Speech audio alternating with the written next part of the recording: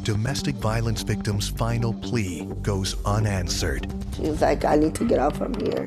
I need to let him go. What the family says police could have done to protect her.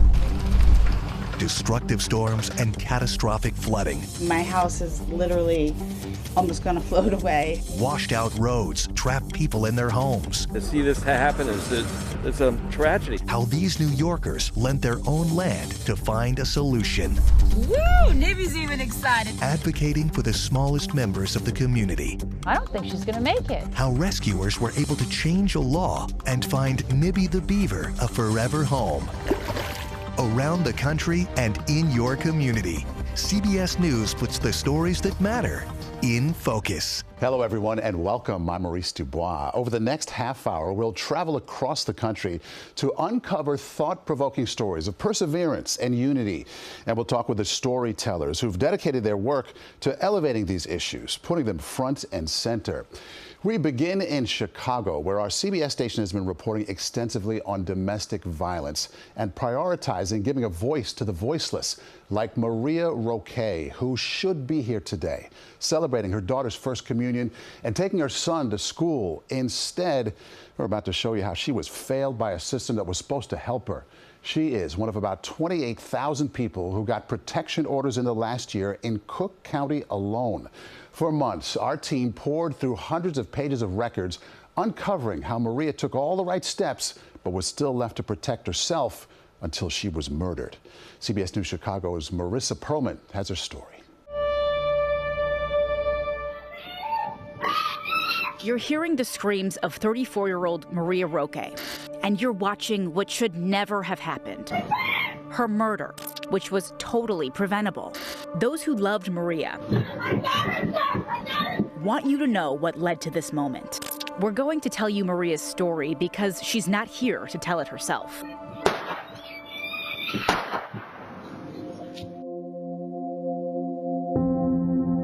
Maria Roque was full of life and full of love for her son and daughter. But behind this smile, Maria was dealing with danger, an ex-boyfriend, Kenneth Brown. And worse, she couldn't get police to stop him. Maria's close friend, Adriana Valdez. So it wasn't like once, it wasn't twice, it was multiple times that Maria went screaming for help with actual evidence. Maria had photos, video, and threatening text messages. Our investigation found she filed one police report after another, over and over again. All of these in just 6 weeks. And with each one, we found a troubling pattern of police in action. Police don't do much. They just say it's what it is. Andres Roque saw Maria, his twin, struggle to get help from police. Why we have police for that if they're not protecting what they're supposed to do? Maria filed this first report on Halloween 2023, saying she was thrown to the ground and pinned down with a foot on her chest. November 8th, her car tire gets slashed. November 11th and 12th, repeated harassing calls and texts. November 13th, a rock thrown through her front window. What did police do? They just closed one case and suspended all the rest, meaning the cases were kept open but were not being investigated. And I always told her, don't let anyone, hurt you. She started to open up more and tell me things. He had his own run-in with Brown and shared these pictures of an injury and broken glasses. Andres filed this police report, but no action was taken. She was like, I need to get out from here. I need to let him go. I deserve better. And I told you do. And then on Maria's birthday, November 24th, Maria told police she believed this was Brown setting her car on fire and then calmly walking away. For Maria, this was more than just a car. It was a memory, one she made with Andres years before. Twins buying twin cars. Documents show police had this video, but they ended up suspending this case too. She definitely knew that, this man was definitely capable of a lot more than just damage to the material things. Maria files 3 more police reports, November 28th, 30th, and December 8th, for harassing calls, 32 in one day, and more harassing texts. Her complaints filed with the 15th District, 2 suspended, 1 just stayed open. In all of these complaints, there's something missing. Not a single mention of police ever even questioning Brown. Not once. No contact, no arrests. Here's why that's important when we look at what failed. Maria had an emergency order of protection. Adriana, another domestic violence survivor, made sure to take Maria to get one. I know how scary it can be. Let's go ahead and do it so you don't feel alone. Together, they came here to domestic violence court. This is the order of protection that Maria got. This was supposed to give her a chance to have her abuser arrested after every violation. But there was a problem. First, it wasn't served. Then it wasn't enforced. This process is complicated. The Cook County Sheriff's Department had to serve Brown. That's what it's called. They had to actually give Brown court papers in person. Only then could he be arrested for any protection order violations. The sheriff's office said they tried to serve him twice with no luck. This is a crime that's just taken less seriously. Yeah, I was going to look at that. We showed Benna Crawford, managing director at Legal Aid Chicago, all of Maria's complaints. The nonprofit represents hundreds of domestic violence survivors every year. Maria's case and so many cases like it demonstrate all of the different points where there was an opportunity to do that intervention, and that opportunity was missed. Brown was eventually served, November 28th, but you can see Maria went back to police that same day with a new harassing text and repeated calls. Now that he'd been handed that paperwork, police should have arrested him for violating that protection order, but they didn't. From what you saw in Maria's record, what do you think is the message that she got? That she was going to have to do everything on her own.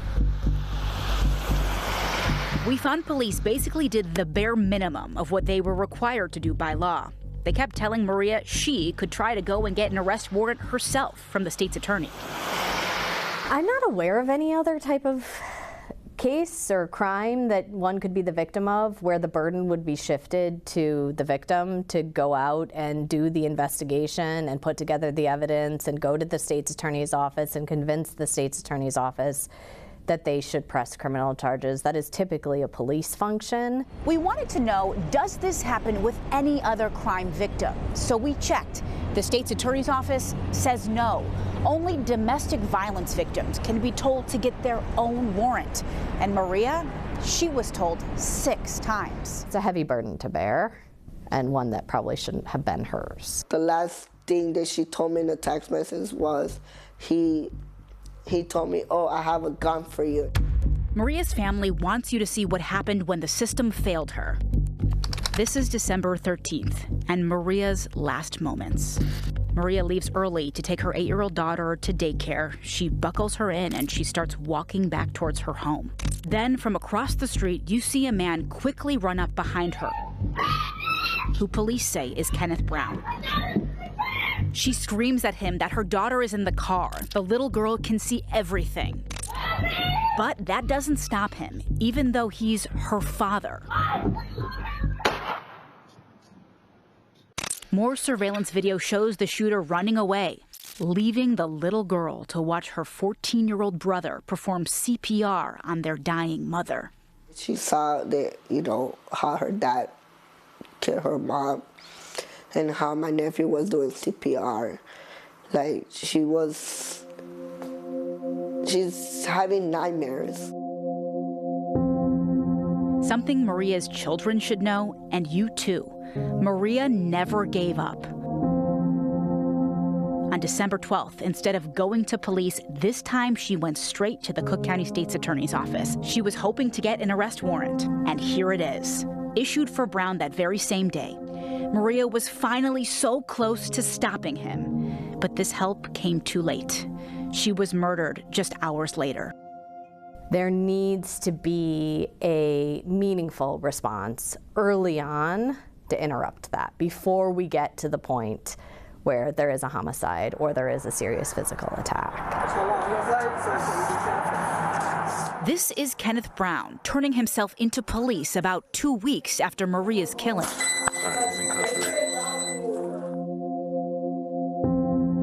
How does it feel walking back into this house? It's a lot of emotions, a lot of memories, you know. Back inside Maria Roque's home, everything is still as she left it. Okay. Andres shows us what he wants us to remember about Maria, but it's tough. It's still her smell, her drink, because she would drink tea.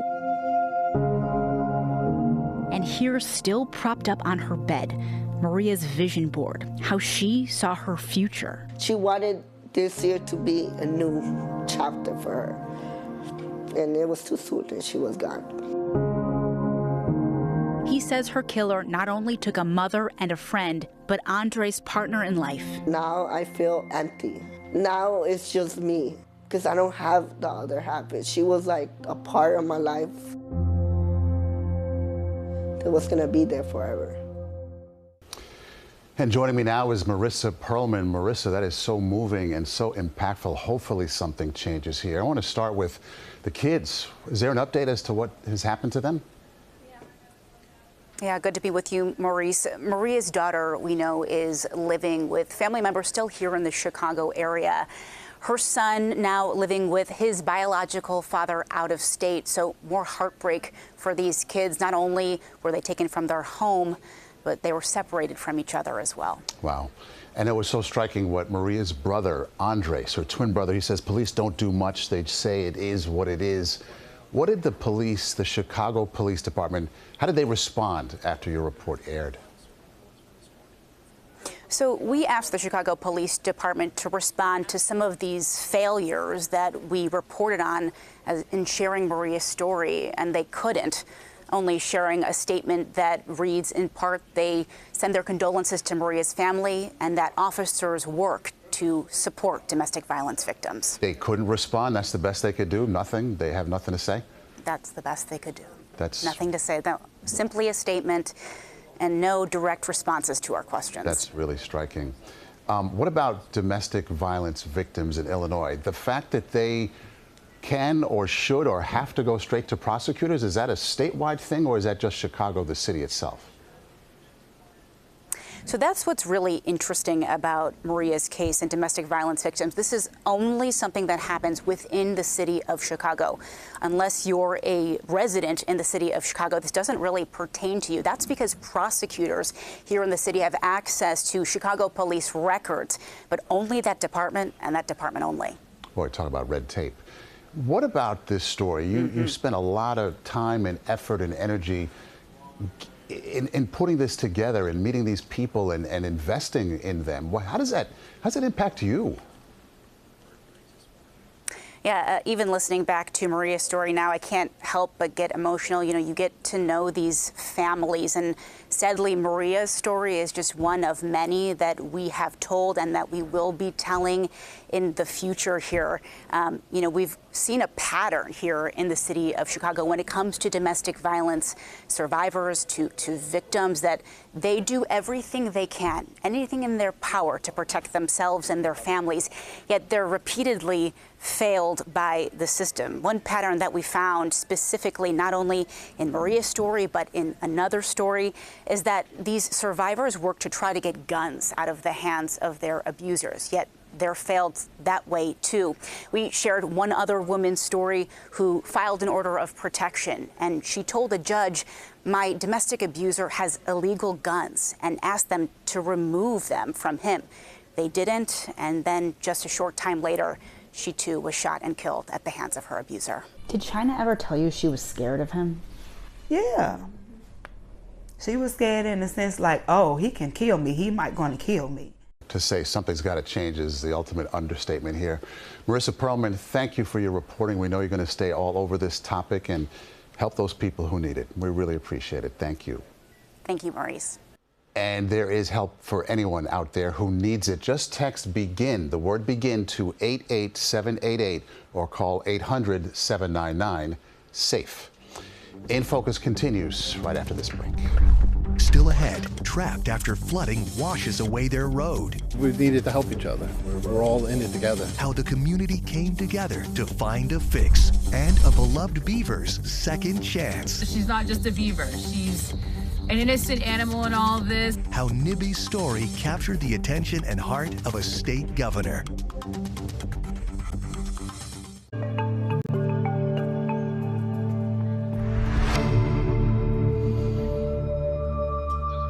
Welcome back. Natural disasters and the damage left in their wake have made headlines around the country this year. The impact is massive. More than 300 people have died in hurricanes. And economically, more than $125 billion has been lost, meaning it's likely to be among the more costly hurricane seasons of the modern era. Dangerous wildfires are burning on the east and west coasts. Strong winds in Southern California continue to fan mountainside flames. Fire has burned thousands of acres in Ventura County. Meanwhile, firefighters in New York and New Jersey work to contain a deadly blaze spurred by an ongoing historic drought. More than 3,000 acres have been burned there. Researchers say climate change will only make situations like these worse. Our weather's changed so much. So we've had an earthquake, a tornado, and now a crazy wildfire. All that stuff happens all around our country, but we never had it happen over here. Back in August, a powerful storm brought flooding and damage to Long Island. One county got up to 10 inches of rain, wiping out a 120-foot section of a road, cutting off people from their homes. CBS News New York's Jennifer McLogan tells us how neighbors gave up their land to find a solution. An entire block of Head of the Harbor on Suffolk's North Shore has been cut off from the village since the August 18th flood. It took ingenuity and selfless acts to find a solution. It was an old footpath that people used to use to walk to the beach. This was the path we visited in September when neighbors came together with an idea: lend their land and build a new temporary emergency road to run through it. You're very humble about this. Yeah, no, we needed to help each other. We're all in it together. Time of the essence. An emergency order to evacuate had been issued. I had a lot of concerns because we were unable to reach people. Certainly not with vehicles if we needed fire apparatus or an ambulance. Everyone was just terrific. Everyone came together in the time of an emergency. Mayor Michael Utevsky says 5.5 weeks after the flood, thanks to volunteer homeowners, designs were rendered, papers signed. The town of Smithtown jumped right in and built the whole road in just a few days. So the loader was able to come in and sculpt it. Concrete blocks, asphalt, and a willingness to help. And then we roll it again to compress the asphalt. The town spent $170,000 to build the emergency road, which officials say they expect will be reimbursed by the village with federal disaster dollars. A grateful Dan Dresch, who we walked with in August, a wagon carting his groceries. Getting that open was such a relief for everybody. It really was. And how many days were you waiting? 44 days. The road opened on day 44. The fix is here until new permanent roads can be built. And joining me now from Head of the Harbor, Long Island, New York, is Jennifer McLogan. So, Jen, 44 days, they got it done, but what about now? How's that road looking now? Well, they're imagining, Maurice, that night, that August night when 10 inches of rain fell all at once. The dam burst behind us. The grist mill that's been there since 1751, the water wheel just couldn't keep up. And that's why in our video that you saw, homes toppled and so did roads. It could take up to 2 years to fix everything in this little area. Quite a mess we have. Yeah, the temporary road might become a permanent road. Who knows? We'll see, Jen. So what about flooding on Long Island? Is it my imagination? Are we seeing more of it? Is it becoming more difficult to deal with? What's your observation? The experts out here tell us that they've never seen flooding like we've had in the last few years, especially these summer floods. Obviously, we're in a drought situation now, but the precariousness of all of this is getting people to talk and to come together. Political parties on both sides are agreeing that climate change is real and there has to be a fix for flooding. They're talking about a lot of infrastructure changes. For instance, when they build this new dam, they're going to have all new safety features so that it could withstand another 100 years. Right now, we're just having our fingers crossed because Mother Nature seems to have the upper hand. Yeah, talk to me a little bit more about how the people are coming together over this, because a lot of neighbors, you know, they kind of go about their own lives, but a thing like this brings people together in a unique kind of way. And the people who gave up their properties aren't the ones who have the houses that were stranded. So some of them didn't even know each other. Knocked on the door, what do you think? Can you give up? And, you know, several of them had just moved in. Okay, why don't we try it? And this is small town America here. And we've got this beautiful college town and people who care about one another. And there's one gas station where some of the wildlife has moved, crossing the street, some of the ducks and whatnot, because there's no water here. The fish have gone this way, and everyone's getting together about what to do about our environment, our homes, our neighbors, caring about one another. So good to see. Okay, Jennifer McLogan, veteran reporter covering Long Island for more than 3 decades now. Great work as always. Thank you so much. We really appreciate it. And if you have a tip or if you want more information, you can email Jennifer at jmclogan@cbs.com. In Focus continues right after this. Coming up, a beaver with a big fan base finds her forever home. How she's making a splash in her new role, teaching others about nature and conservation.